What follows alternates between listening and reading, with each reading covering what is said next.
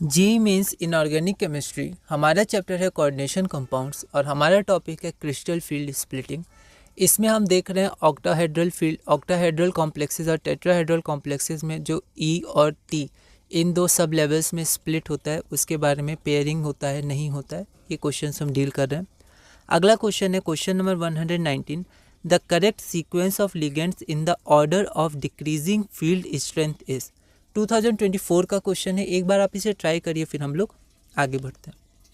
तो ये direct NCERT का क्वेश्चन है, इसमें आपको स्पेक्ट्रोकेमिकल सीरीज़ का ध्यान रखना है।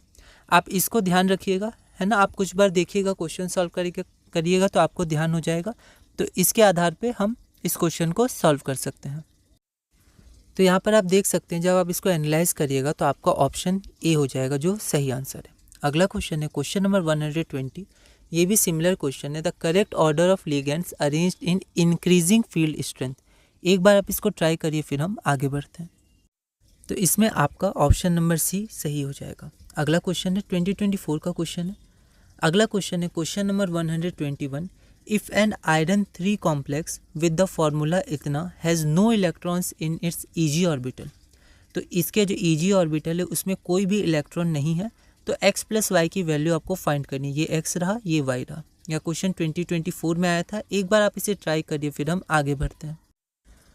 तो यहाँ पर हम लोग देखें तो यहाँ पर Fe का 3+ दिया हुआ है ना, और बोला गया है Eg में कोई इलेक्ट्रॉन नहीं है। तो अगर इसका कॉन्फ़िगरेशन हम लोग देखेंगे तो Eg में कोई इलेक्ट्रॉन नहीं होगा, ठीक है, ये हमें दिया हुआ है। लेकिन हम इसका बिना यूज़ किए भी इस क्वेश्चन का आंसर निकाल सकते हैं। कैसे? तो देखिए, ये हमारे पास कॉम्प्लेक्स है, तो Fe का वैल्यू a मैंने मान लिया, पर a मानने की ज़रूरत नहीं, डायरेक्ट 3 है।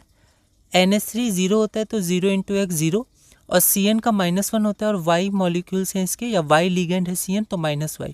इनका टोटल चार्ज क्या है? -1 है। तो यहाँ से हम लोग y का वैल्यू 2, y का वैल्यू हमारा 4 आ जाएगा, ठीक है। अब आप देखिए ये क्या है, एक ऑक्टाहेड्रल कॉम्प्लेक्स है, ठीक है। ये ऑक्टाहेड्रल कॉम्प्लेक्स है, क्यों? क्योंकि यहाँ Eg दिया है, ठीक है। तो ये ऑक्टाहेड्रल हो गया क्योंकि Eg T2G है, ऑक्टाहेड्रल में स्प्लिटिंग होती है, ठीक है। तो यहाँ पर ये ऑक्टाहेड्रल कॉम्प्लेक्स है, तो x प्लस वाई 6 होना चाहिए, क्योंकि ऑक्टाहेड्रल है तो x की वैल्यू हमारी 2 आ जाएगी, या डायरेक्ट आप बोल सकते हैं x प्लस वाई आपका 6 हो जाएगा, है ना। तो यहाँ पर आपको x की वैल्यू भी नहीं निकालनी थी, क्योंकि Eg है, ये ऑक्टाहेड्रल स्प्लिटिंग है, मतलब x प्लस वाई 6 डायरेक्ट हो गया, ठीक है। तो ये क्वेश्चन हमने किया, 2024 का क्वेश्चन था।